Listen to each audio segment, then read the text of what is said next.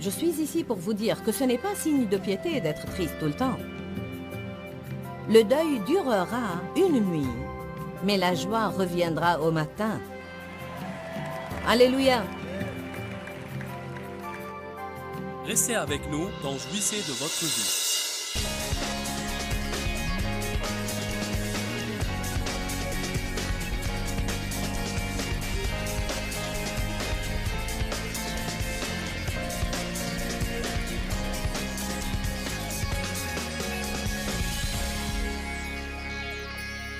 Je veux vous parler sur comment garder votre joie. Dites, je dois garder ma joie. Vous devez garder votre joie, car si vous ne gardez pas votre joie, vous perdez votre force. Et si vous perdez votre force, le diable va avoir le dessus sur vous. Si vous n'avez aucune joie, vous allez probablement être en mauvaise santé aussi. La Bible dit, un cœur joyeux améliore la santé. Certains ont beaucoup de problèmes physiques. Si vous riez plus souvent, vous pourriez être plus sain. Le rire est vraiment une chose intéressante. Pourquoi? Pourquoi?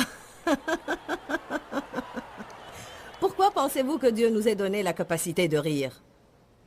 C'est que nous avons besoin de ça. Il doit y avoir quelque chose dans le rire qui est bon pour nous. Dites, je dois rire davantage. J'étais le genre de personne qui n'a pas été élevée dans une atmosphère joyeuse. Qui n'a pas grandi dans une atmosphère joyeuse? En fait, j'en étais presque venue à croire que si je m'amusais vraiment, ce n'était pas juste ni acceptable. Alors, je suis devenue une accro du travail, car je me sentais en sécurité quand je travaillais. Il me semblait que si je travaillais et j'accomplissais, alors personne n'était fâché contre moi. Mais si je passais du bon temps, on m'avait fait sentir comme si je ne devais pas faire cela. Alors j'ai grandi et je suis devenu un adulte qui n'a pas eu un enfant à l'intérieur de lui. Tout adulte en bonne santé et bien équilibré a également un gosse à l'intérieur de lui. Mon mari, par exemple...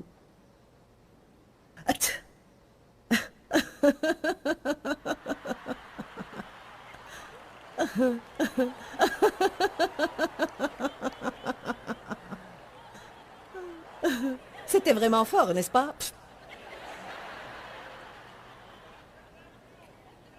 Mon mari, par exemple, a toujours su comment s'amuser tout en étant responsable. Je savais seulement comment être responsable. Il savait travailler et s'amuser. Je savais seulement travailler. En fait, je me mettais en colère quand je travaillais, alors que d'autres jouaient. Je leur faisais subir ce que j'ai subi. J'essayais de les culpabiliser. S'ils s'amusaient. Alors j'étais dans le ministère à travailler jusqu'à l'abrutissement. Et j'ai finalement commencé à réaliser que je faisais toutes ces choses et je n'en jouissais pas.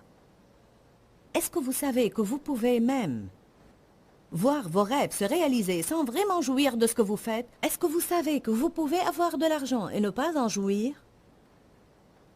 Vous pouvez avoir un mari et ne pas en jouir.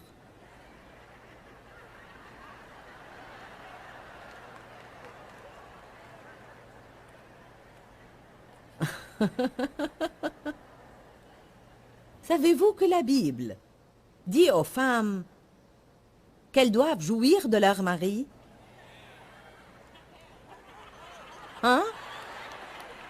Quoi? Ah, amen. Oui, eh bien, elle dit aussi beaucoup de choses à vous, les hommes. Comme vous occuper de nous, nous laisser faire des choses, comme nous acheter des cadeaux. C'est dans le nouveau chapitre que je viens d'écrire. C'est dans le livre de Joyce.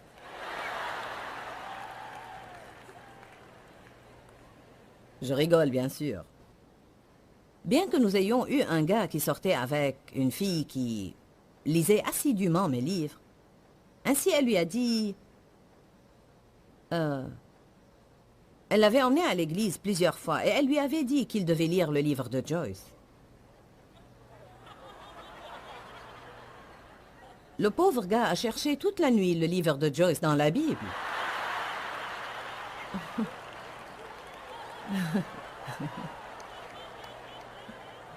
C'était une histoire comique.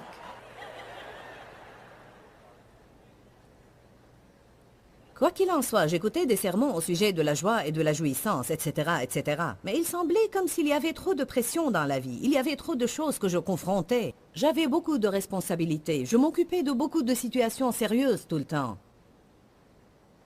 J'ai commencé à remarquer Jean 10, 10 et à le prendre pour ce qu'il dit vraiment. Le voleur ne vient que pour tuer, voler et détruire. Mais Jésus dit, je suis venu pour que les hommes aient la vie et qu'ils l'aient en surabondance, entièrement, jusqu'à ce qu'elle déborde. J'aime Dieu, et si je sais que n'importe quoi est sa volonté, alors je désire la voir. Je suis ici pour vous dire que ce n'est pas signe de piété d'être triste tout le temps. Le deuil durera une nuit, mais la joie reviendra au matin. Alléluia! Évidemment, il y a un temps pour les larmes, un temps pour l'affliction, mais il y a une différence entre la douleur causée par une perte et permettre à un esprit d'affliction de vous envahir et vous restez affligé pour le restant de votre vie. Samuel a été vraiment déçu par Saul parce que Samuel était celui que Dieu avait utilisé pour oindre Saul comme roi. Et quand Saul est devenu aigri à cause de la rébellion, Samuel est passé par un moment de deuil. Dieu lui a finalement dit, « Jusqu'à quand resteras-tu à pleurer, Saul? Je me suis choisi un nouveau roi. » Quand une chose ne réussit pas, Dieu est prêt à aller de l'avant. Ne continuez pas à pleurer la dernière chose qui ne réussit pas. Vous devez vous secouer et aller de l'avant. Amen. Peut-être que ce qui vous a vraiment déçu, peut-être même êtes-vous déçu par Dieu. Vous sentez que vous avez mis votre foi en Dieu pour quelque chose et elle ne s'est pas produite et vous avez laissé cette déception vous rendre amer. Les personnes amères n'ont pas la joie. David nous dit clairement ce qu'il a fait au sujet de la dépression. La dépression veut dire couler en dessous. Une dépression de terrain est une partie en creux par rapport à cette surface. Satan veut qu'on soit dépressif, mais Jésus est notre gloire. Il nous rend notre dignité et notre fierté. David a dit que quand cet esprit essayait de venir sur lui, il parlait à son âme en disant « Pourquoi es-tu tellement abattu, mon âme? Espère en Dieu. » Parfois, quand vous commencez à perdre votre joie, vous devez vous parler à vous-même. Vous devez vous faire un petit sermon. Redresse-toi, cher. Dans Ésaïe, il est écrit, nous devons nous revêtir d'un manteau de fête au lieu d'un esprit abattu. En d'autres termes, quand vous vous sentez abattu, commencez à louer Dieu. J'ai mis un nouveau chant dans votre bouche. Chantez au Seigneur un nouveau chant. Composez vos propres chants. Paul a écrit de la prison, se tenant au milieu des égouts. Les égouts de la ville passaient dans la cellule de la prison où était Paul. Il est dit qu'il y était probablement plongé à hauteur de taille. Je me suis tenu dans la cellule où Paul était, et elle a presque la taille de ma salle de bain, avec un sol de terre et des murs de terre. Dégoûtant. Il n'y a plus d'égout là maintenant. De cette cellule de prison, Paul a écrit « Réjouissez-vous dans le Seigneur » et je le dis encore « Réjouissez-vous ». Ces hommes savaient qu'ils ne pouvaient pas se permettre de perdre leur joie. Néhémie dit « La joie de l'Éternel est votre force ». Ne pleurez pas, ne vous affligez pas, car la joie de l'Éternel est votre force. Mais quand nous avons un problème, suivant ce que la société nous dit, nous sommes supposés nous sentir coupables si nous osons passer du bon temps alors que nous avons un problème. De nouveau, dans l'économie de Dieu, tout est diamétralement opposé aux normes du monde. La Bible dit « Dieu siège dans les cieux et tourne en dérision ses ennemis. » Ha ha ha ha. Diable, j'ai lu la fin du livre.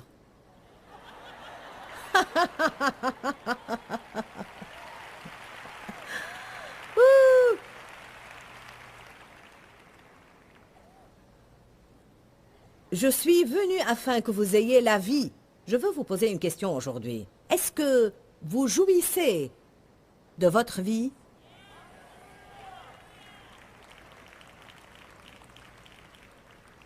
Certains secouent leur tête. Combien d'entre vous peuvent dire « Eh bien non, je ne jouis pas vraiment de ma vie ». Alors vous devriez vous préparer pour un changement. Qui aimerait jouir de sa vie plus? Peut-être vous en jouissez, mais vous aimeriez en jouir plus. J'aimerais avoir encore plus de joie.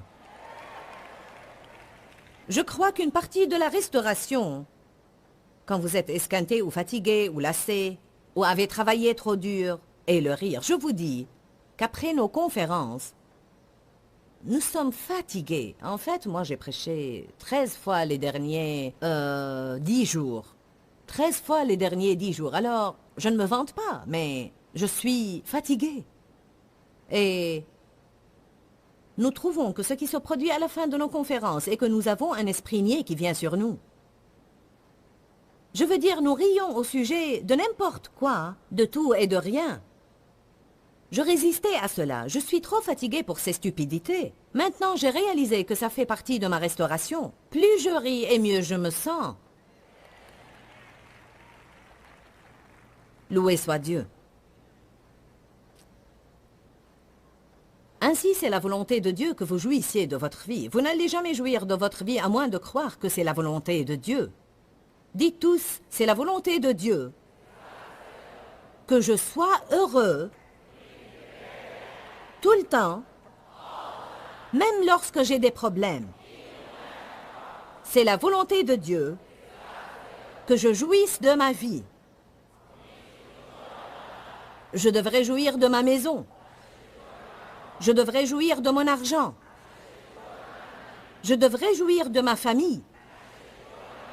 Je devrais jouir de moi-même. Et je devrais jouir de mon travail. Offrez tous au Seigneur un sacrifice de louange.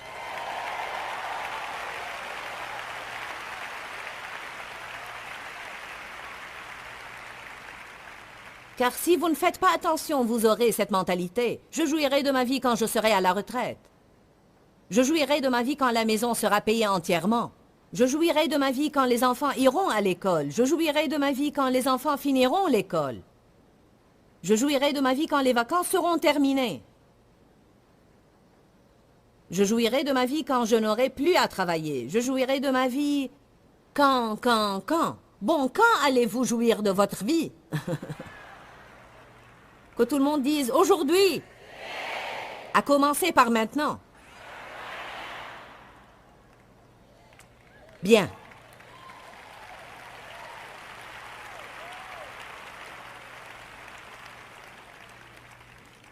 Allez à Ecclésiaste 5. Personnellement, j'espère que je rirai tellement cet après-midi que je me roulerai par terre.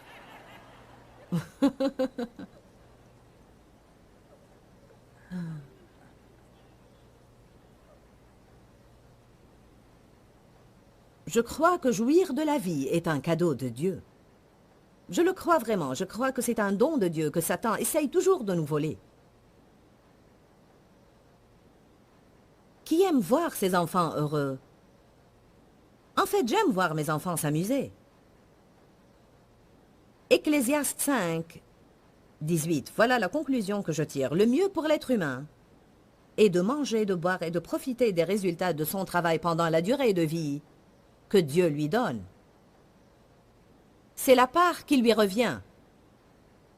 Et tout homme à qui Dieu donne richesse et ressources, qu'il laisse maître de s'en nourrir, d'en recevoir sa part et de jouir de son travail, cela est un don de Dieu.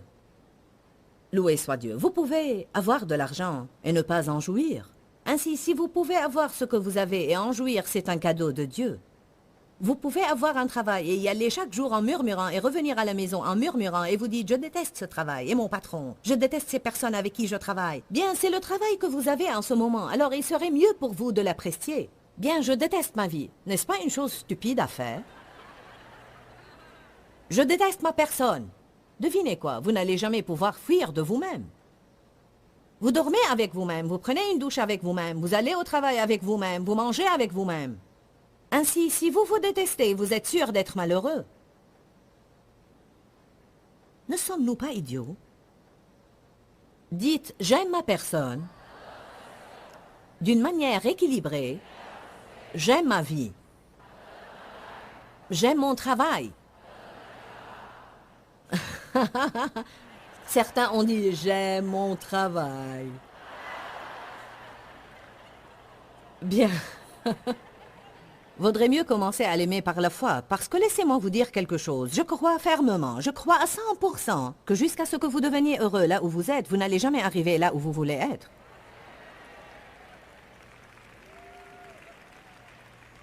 Est-ce que je suis assez claire?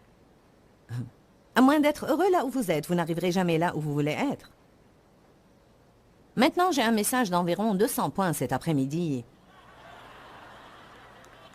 que je n'arriverai pas à donner.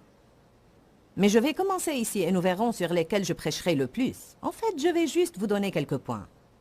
Pouvons-nous nous détendre cet après-midi?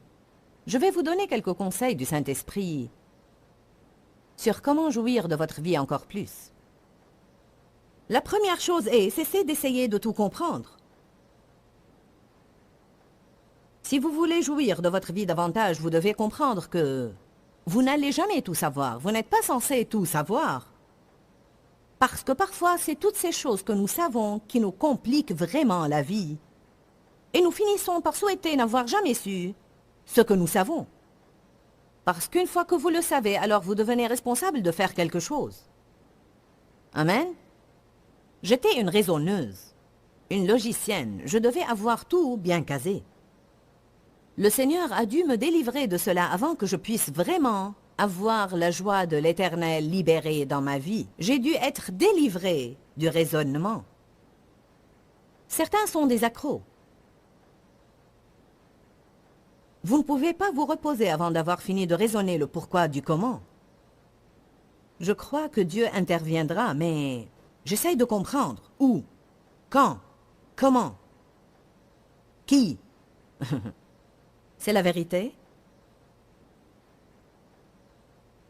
Vous n'allez jamais comprendre Dieu. La Bible dit dans 1 Corinthiens 13, nous connaissons d'une manière partielle. Mais seulement quand nous serons avec lui au ciel, nous connaîtrons comme Dieu connaît. Ses pensées sont au-dessus des nôtres. Nous ne sommes pas censés tout savoir. Dites tous, ça va si je ne sais pas tout? Quiconque va avoir confiance en Dieu et va marcher dans la foi va avoir quelques questions sans réponse dans sa vie. La foi n'est pas existante si tu as tout bien compris, si tu as toutes les réponses. Nous disons que nous croyons que Dieu va intervenir, mais nous voulons un plan B juste au cas où il n'intervient pas. Savoir trop peut ajouter un fardeau à votre vie. La deuxième chose à faire si nous voulons avoir plus de joie est de nous occuper de nos propres affaires et de garder notre avis pour nous-mêmes. Ça ne vous dérange pas que je sois aussi direct, non? Proverbe 18. J'ai fait cette liste hier en une demi-heure. Parce que je sais, j'ai dû être délivré de toutes ces choses. Maintenant, j'ai la joie de l'Esprit Saint. Ha ha ha ha ha ha ha ha. Oh, ce n'est pas la bonne référence.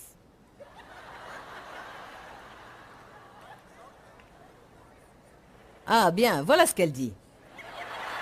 Cela suffira? Voici ce qu'elle dit. Un sot fait étalage de ses propres pensées. Ouhou! Passons à l'écriture d'après. Oh mon Dieu, je cherche partout maintenant. La voilà, Proverbe 18:2. Je l'ai soulignée et j'ai mis une étoile à côté d'elle.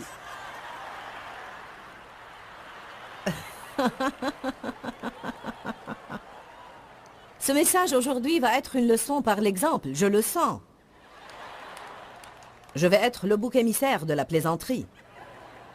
Proverbe 18, verset 2. Ce qui intéresse le sot n'est pas de comprendre, mais de faire étalage de ses propres pensées. Ouh. Déjà que nous ne faisons pas des merveilles en nous occupant de nos propres affaires, alors je ne sais pas pourquoi nous voulons nous mêler des affaires des autres. Je médite sur ce sujet. les derniers mois parce que je vois tellement ce qui se passe dans les relations en raison du jugement et en raison des personnes qui ne s'occupent pas de leurs propres affaires. Je vois des gens qui sont blessés dans leurs émotions car quelqu'un a donné une opinion quand ce n'était pas la bonne saison pour donner une opinion. Je ne sais vraiment pas qu'est-ce qu'il y a en nous qui nous pousse en fait tellement à nous mêler des affaires des autres. C'est une chose dégoûtante si on y pense vraiment. C'est comme, pourquoi je ne peux pas m'occuper de mes affaires? Allez à Romains 14.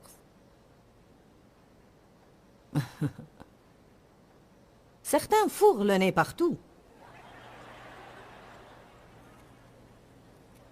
Qui fourre le nez partout? Qui fait étalage de ses opinions?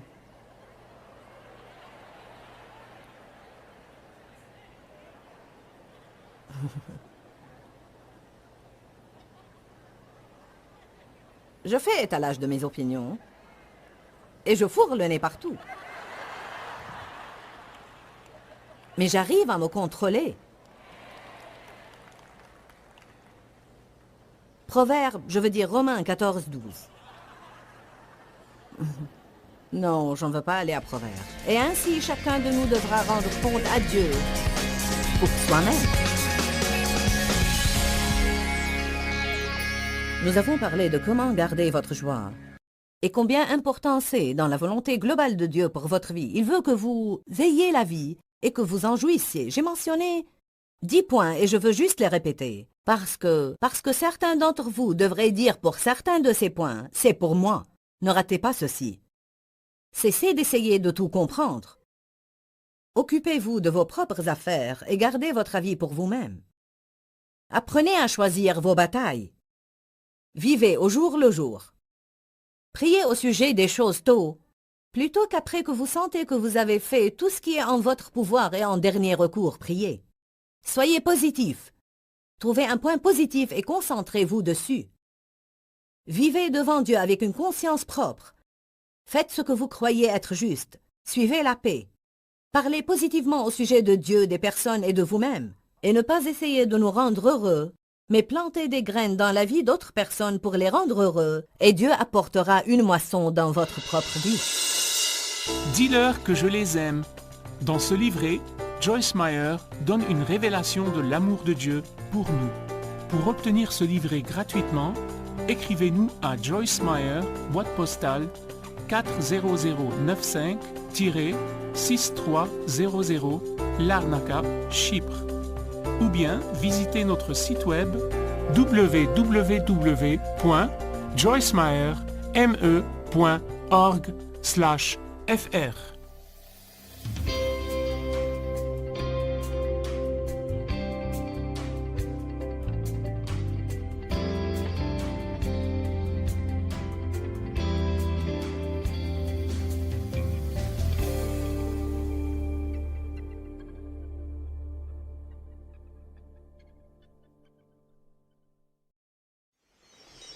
Deviens positif, commence à être en accord avec Dieu. Secoue toutes ces ordures que sont l'offense, l'amertume et le ressentiment. Tous ces... Tu as blessé mes sentiments. Restez avec nous dans Jouissez de votre vie.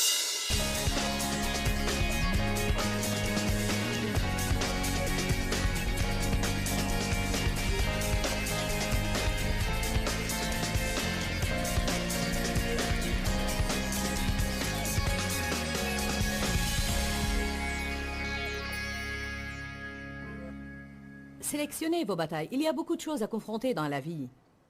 Et vous ne pouvez pas vous retrouver à batailler sur différents fronts. Nous devons être guidés par l'esprit au sujet des choses que nous confrontons. La confrontation est juste, mais nous ne pouvons pas confronter tout ce qui rencontre notre chemin. Autrement, nous serons en train de lutter tout le temps. Quelles que soient les erreurs que j'ai commises hier, quelles que soient les choses qui n'ont pas marché, je ne peux pas aller en arrière et faire quoi que ce soit à leur sujet. Je vais laisser tout ce qui se trouve en arrière. La miséricorde de Dieu se renouvelle. Le soleil se couche chaque jour et le soleil brille de nouveau chaque jour. Je pense que comme Dieu a divisé la journée en 24 heures bien déterminées, c'est qu'il dit 24 heures sont tout ce que vous pouvez contenir en une fois. Puis dormez et nous recommencerons de nouveau. N'est-ce pas bon? Que faites-vous? Je vais aller dormir un peu. C'est la vérité. Vous savez, en fin de journée, vous pouvez vous sentir fatigué et vous dites « je n'en peux vraiment plus ». Mais après une bonne nuit de sommeil, vous vous sentez totalement différent. Parfois, quand je suis vraiment fatiguée, je veux quitter le ministère. Et puis le lendemain, je veux sauver le monde. Alors, je suis personnellement très heureuse que Dieu me donne une coupure de 8 heures chaque nuit parce que cela me ravive. Si Dieu a pris la peine de diviser nos journées en 24 périodes d'1 heure chacune, c'est qu'il ne veut pas que j'essaye d'amener mon hier dans mon aujourd'hui et il ne veut pas que je prenne mon aujourd'hui pour l'emmener dans mon demain. Savez-vous ce qu'est l'inquiétude? L'inquiétude, c'est vivre aujourd'hui en essayant de résoudre les problèmes de demain qui peut-être ne se posent même pas encore. Dieu leur a donné leur manne un jour à la fois. Il leur a dit, si vous en ramassez pour plus d'un jour, il va puer et devenir putréfié. Beaucoup de gens ont des vies putréfiées et puantes, car ils essayent toujours de recueillir la manne de demain aujourd'hui.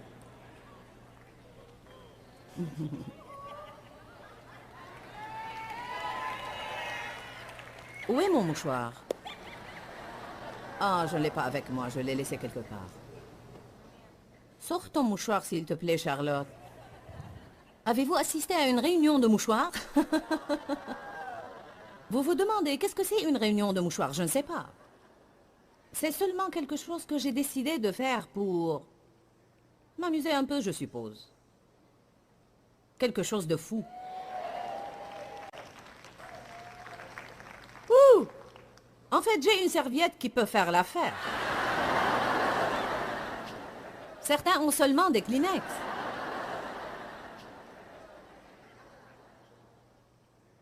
Qui ici a des difficultés à vivre au jour le jour? Je pense que nous avons tous à lutter avec ça à un certain degré et nous devons le faire. Nous devons apprendre à vivre au jour le jour, car si nous ne nous investissons pas dans le jour que nous vivons, nous n'allons pas l'apprécier. Quoi que soit ce qui va arriver demain, pourquoi renoncer à aujourd'hui pour demain? Parce que ce qui va arriver, je ne peux probablement pas l'arrêter. Amen. Une des filles qui travaille chez moi et qui m'aide dans beaucoup de choses à la maison a dû subir une petite intervention chirurgicale cette semaine. Elle a eu un accident grave il y a une année et était à l'hôpital pour quelque temps. Alors, elle a une peur bleue de tout ce qu'il y a à voir avec les hôpitaux. Bien, et si. Je lui ai parlé 3 fois la semaine dernière et je lui ai dit, nous avons prié au sujet de ce qui va se passer et c'est entre les mains de Dieu maintenant. Alors, quoi que soit ce qui va arriver, tu n'y peux rien de toute façon. Tu as à croire que Dieu va s'occuper de tout et tout va aller pour le mieux. Alors, vaut mieux ne pas te faire du mauvais sang toute la semaine en te préparant pour quelque chose alors que tu ne sais même pas si ça aura lieu. Amen. Nous devons rassembler nos pensées d'hier et les amener toutes à aujourd'hui. Nous devons rassembler nos pensées de demain et les amener toutes à aujourd'hui. Nous devons dire, je vais me donner à aujourd'hui. Vous savez bien que dans Ecclésiaste, la Bible dit de se donner à ce qu'on fait. Notre capacité de concentration n'est pas très grande dans les temps que nous vivons. Nous devons apprendre comment nous concentrer sur les choses que nous vivons et pas sur autre chose. Alléluia. Autre chose qui vous aidera à apprécier votre vie davantage, c'est de prier au sujet des choses assez tôt et pas après avoir essayé tout ce qui est en votre pouvoir de faire.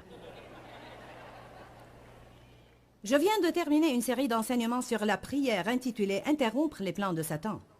Et une des choses qui, je crois, est vraiment un énoncé ridicule, c'est « Bien, je fais tout ce qui est en mon pouvoir et je pense que la seule chose que je peux faire maintenant, c'est prier. » Est-ce que ce n'est pas triste? Parce que si nous croyons vraiment dans la puissance de la prière, la première chose que nous ferions, c'est prier.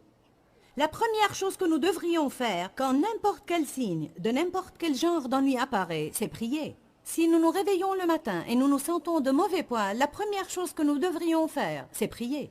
Si nous nous réveillons et nous commençons à sentir n'importe quel genre de symptômes qui attaquent notre corps, nous devons prier. Allez à Jacques 5.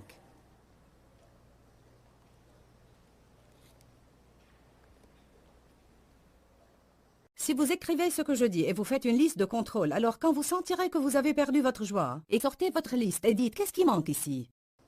Et je parie que vous trouverez la raison de la perte de votre joie, quelque part dans ce que je suis en train de vous dire cet après-midi. Verset 13. Est-ce que quelqu'un parmi vous est affligé? Est maltraité, souffre du mal? Qu'est-ce qu'on devrait faire à son sujet? Prier. Est-ce que quelqu'un est heureux? Qu'il chante des louanges. Quelqu'un est malade? Il devrait appeler les anciens de l'Église. Ceux-ci prieront pour lui. Et la prière de la foi sauvera le malade, et le Seigneur le relèvera. Et s'il a commis des péchés, ils lui seront pardonnés. Confessez vos péchés les uns aux autres afin d'être guéris. La prière ardente, assidue et fervente d'un homme juste et efficace et libère une grande puissance. Juste au cas où vous penseriez que vous n'êtes pas assez juste pour prier, Jacques nous ajoute l'histoire du prophète Élie. Élie avait une nature humaine semblable à nous, mais il pria pour qu'il ne pleuve pas, et il n'a plus plu pendant 3 ans et demi, puis il pria pour qu'il pleuve et il plut. Alors vous pouvez prier des prières audacieuses, courageuses, puissantes, et voir le plan de Satan pour votre vie interrompu. Si vous apprenez comment prier, au lieu de faire ce qui est en votre pouvoir de faire d'abord et être misérable entre-temps. Encore une chose que vous pouvez faire et qui vous aidera, et c'est une chose importante, mettez une astérix près de ça. Quoi que soit ce qui va arriver dans votre vie, soyez positif. Trouvez un point positif et concentrez-vous dessus. C'est vraiment un défi de passer toute une journée en étant positif au sujet de tout. Même une seule journée. Allez à Romains 15, 13.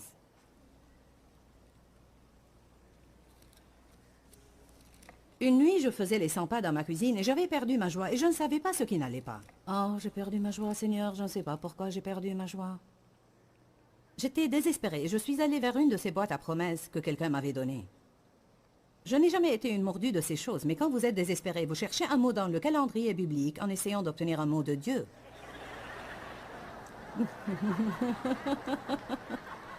C'est la vérité. Quelqu'un d'entre vous est passé par là? Vous sortez cette boîte à promesses et tout ce qui ressemble. J'ai dit, Seigneur, j'ai besoin d'un mot. Et j'ai ouvert ma boîte à promesses, j'en ai tiré un verset. Et Dieu m'a parlé à travers cette boîte à promesses cette nuit-là. Ça ne marche pas toujours, mais... Si vous placez votre foi dans cette boîte, ça ne marchera pas, mais cette nuit-là, j'étais désespérée.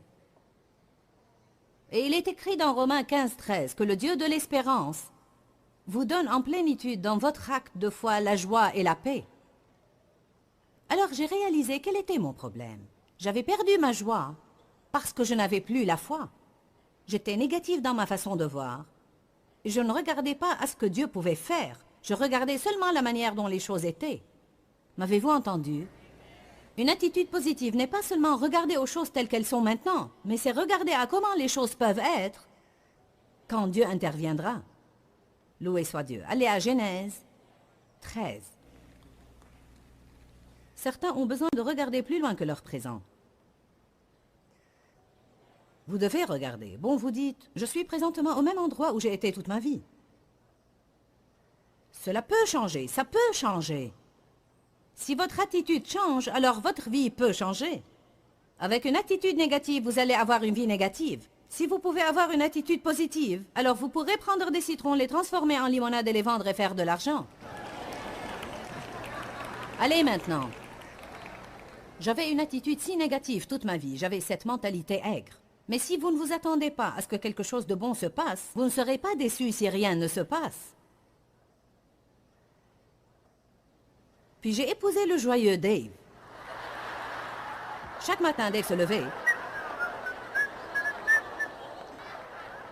Il mettait de la musique et je disais, veux-tu arrêter cela, je dois réfléchir. Ce que je faisais, c'était essayer de comprendre tous mes problèmes. Je vous assure que si je pensais 2 pensées positives l'une après l'autre, mon cerveau avait une crampe.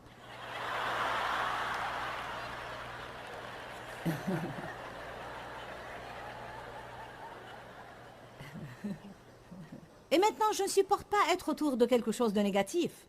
Je ne supporte pas quand j'ai des personnes négatives qui travaillent pour moi et qui me disent que je ne peux pas, tu ne peux pas. Ne me dites pas que je ne peux pas. Si vous me dites que je ne peux pas, je le ferai juste pour vous prouver que je peux.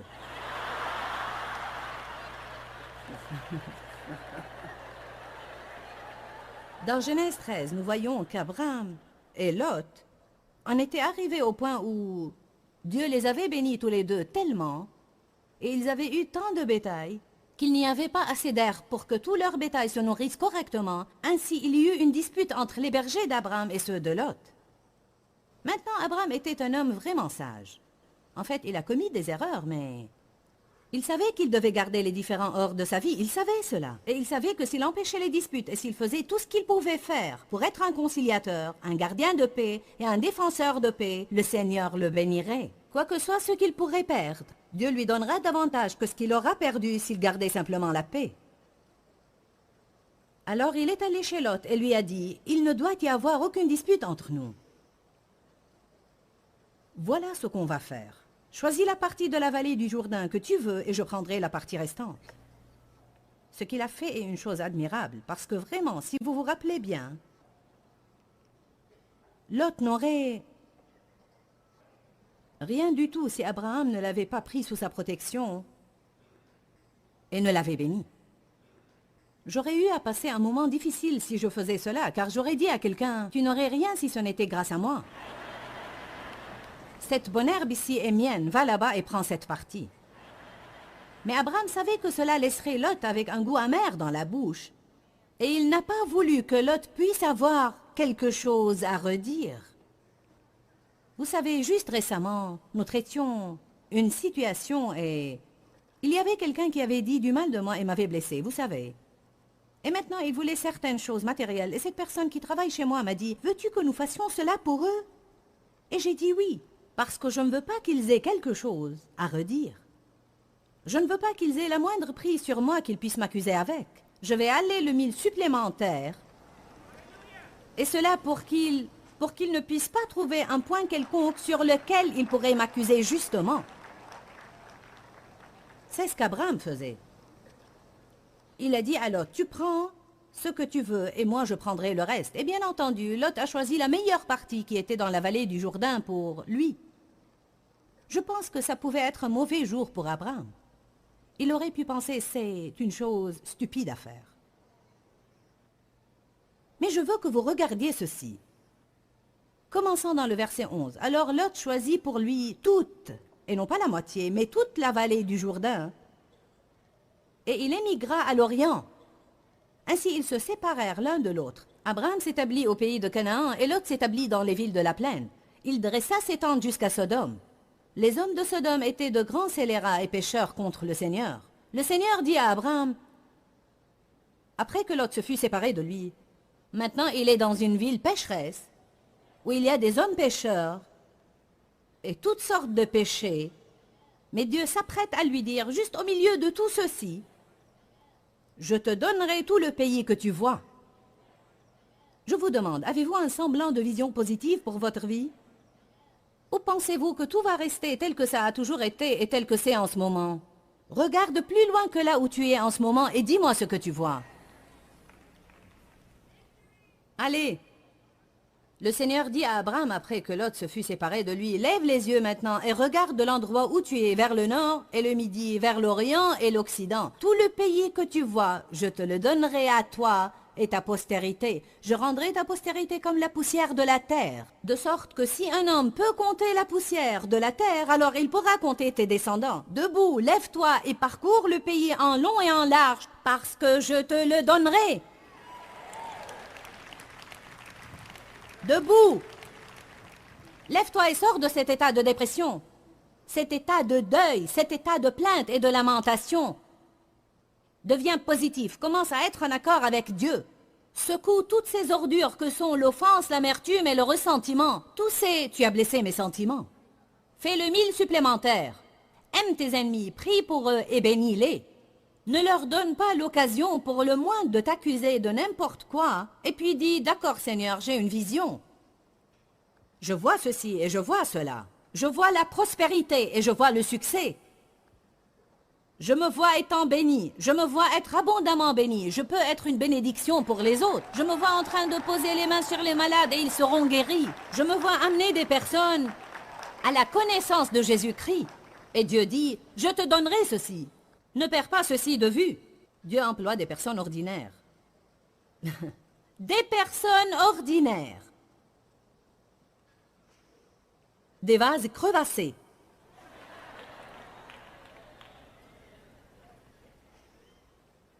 Je vais répéter, soyez positif. Quoi qu'il se passe, trouvez-y un point positif et concentrez-vous dessus.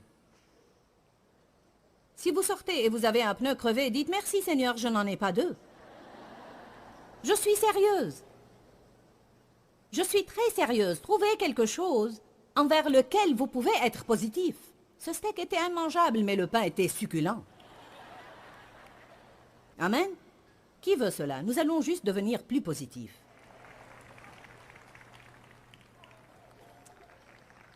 Soyez positif au sujet des gens. C'est un vrai défi, n'est-ce pas? 1 Corinthiens 13 dit « L'amour croit toujours le meilleur ». Probablement que ce que Satan utilise contre nous, plus que toute autre chose, sont les personnes. Qui dit que les gens sont probablement son plus grand défi? Ils sont partout, n'est-ce pas? Vous ne pouvez pas fuir loin d'eux. Ils sont tous différents de vous. Ils ne feront pas ce que vous voulez. C'est fou! L'amour croit toujours le meilleur. Dans Philippiens 4, il est écrit « Voilà ce qui doit vous préoccuper, tout ce qu'il y a de vrai, de noble, de juste, de pur, d'aimable, d'honorable. Tout ce qu'il peut y avoir de bon dans la vertu humaine, voilà ce qui doit vous préoccuper. Si nous allons penser et parler de bonnes choses, la dépression ne peut pas coller à nous. Quand vous parlez avec vos amis, ne parlez pas de vos problèmes tout le temps, mais de bonnes choses. Une autre chose qui augmentera votre joie, c'est de vivre devant Dieu avec une bonne conscience. Qu'est-ce que cela exige? Faire ce qui est juste. Amen. L'apôtre Paul dit dans Actes 24, verset 16, « Je m'applique à avoir sans cesse une conscience irréprochable devant Dieu et devant les hommes. » En d'autres termes, si vous faites n'importe quoi qui offense Dieu, excusez-vous. Si vous faites n'importe quoi qui offense les gens, excusez-vous. Rien ne me tracasse plus que quand je pense que j'ai offensé quelqu'un et je peux à peine attendre pour aller remettre les choses en ordre. Parce que cela m'attriste et m'attriste et m'attriste et m'attriste et m'attriste et m'attriste. Ça me perturbe ma joie. Dès que je sais que tout est rentré dans l'ordre entre moi et quelqu'un d'autre, ma joie revient et ma paix revient. Ainsi, ne soyez pas trop fiers pour aller et dire « Si j'ai blessé tes sentiments, je suis désolé. » Peut-être que ce n'est pas le cas, mais si ça vous tracasse, alors occupez-vous de la situation. Qui est d'accord avec moi? Ça vous embête de penser qu'il pourrait y avoir un problème entre vous et quelqu'un d'autre? Colossiens 3,15 nous dit comment nous pouvons augmenter notre joie. Et c'est en suivant la paix. Laissez la paix être votre arbitre dans la vie. Ne faites pas les choses quand vous n'avez pas la paix, car où vous avez la paix, vous avez la joie. Comment ma bouche affecte-t-elle ma joie? J'ai senti que vous voudriez savoir cela. Allez à 1 Pierre 3.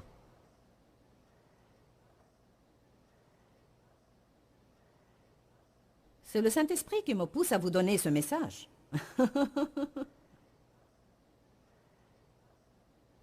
1 Pierre 3, 10. Je me rappelle la première fois que j'ai lu cette écriture. Que celui qui veuille apprécier sa vie et vivre de bonnes journées, qu'elles soient évidentes ou pas, qu'il maintienne sa langue exempte du mal et ses lèvres de toute souillure. Ouh, c'est bon. Alors, si je veux apprécier ma vie, j'ai à faire quelque chose au sujet de ma bouche, n'est-ce pas?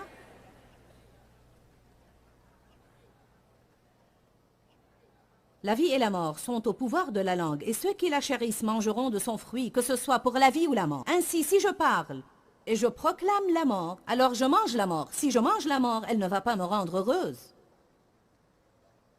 Je dois parler positivement. Je dois dire de bonnes choses au sujet de Dieu et au sujet des personnes. Je n'ai pas besoin de dire tout des choses négatives au sujet de moi-même. Combien d'entre vous disent des choses négatives et dégradantes au sujet d'eux-mêmes? Il n'y a rien de plus mauvais que vous puissiez faire que dire des mauvaises choses au sujet de votre propre personne. Je suis stupide, je suis ceci, je suis cela, je suis idiot. Dites, je suis la justice de Dieu en Christ. J'ai l'esprit de Christ. Je change chaque jour. Je suis oint par le Saint-Esprit. J'ai la paix et la joie. J'ai un futur, j'ai un espoir, j'ai un rêve, j'ai une vision. Dieu m'aime beaucoup. Je suis une personne avec qui les gens aiment être en rapport. Nous avons eu une visitation peu commune de Dieu la semaine dernière à Saint-José. Quelqu'un dans la salle a crié, et les gens font fréquemment ça. Joyce. Et ce qui s'est passé à l'intérieur de moi, et je l'ai dit en fait, comme je le fais habituellement, je m'aime aussi. Ils étaient tous. Bon. Il n'y a pas de mal en cela. Est-ce bien de dire « je me déteste » ? J'ai fait cela pendant des années. Si le Seigneur t'aime, il veut que tu t'aimes aussi. J'ai dit à un groupe de ces personnes, vous avez besoin d'une percée dans votre vie. Et une des meilleures choses que vous pourriez faire est de vous lever de sur vos sièges et de commencer à hurler « J'aime ma personne, j'aime ma personne, j'aime ma personne ». Ils ont commencé à sautiller partout dans la salle « J'aime ma personne, j'aime ma personne ». Vous qui nous regardez à la télé, vous devriez vous lever là où vous êtes dans votre maison et hurler aussi fort que vous pouvez « J'aime ma personne ». Oui!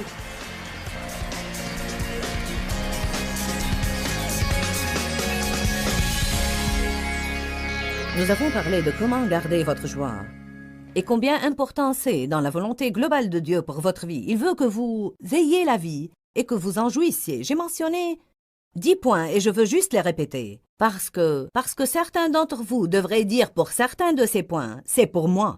Ne ratez pas ceci. Cessez d'essayer de tout comprendre.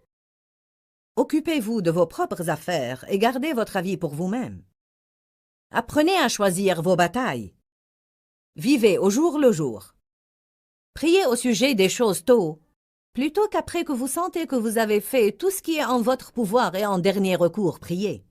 Soyez positif. Trouvez un point positif et concentrez-vous dessus. Vivez devant Dieu avec une conscience propre. Faites ce que vous croyez être juste. Suivez la paix.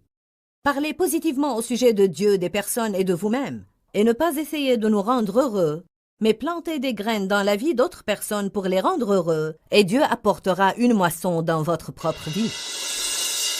Dis-leur que je les aime. Dans ce livret, Joyce Meyer donne une révélation de l'amour de Dieu pour nous. Pour obtenir ce livret gratuitement, écrivez-nous à Joyce Meyer, boîte postale 40095-6300, Larnaca, Chypre. Ou bien visitez notre site web www.joycemeyer.org/fr.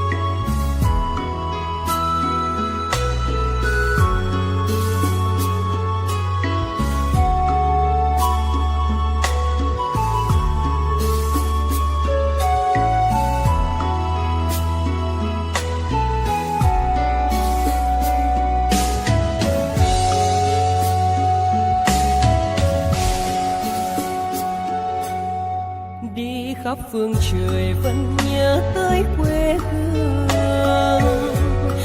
Người về đây thăm làng Trù quê mẹ và làng Sen quê cha, xúc động bồi hồi người rơi giọt lệ thương mái nhà tranh.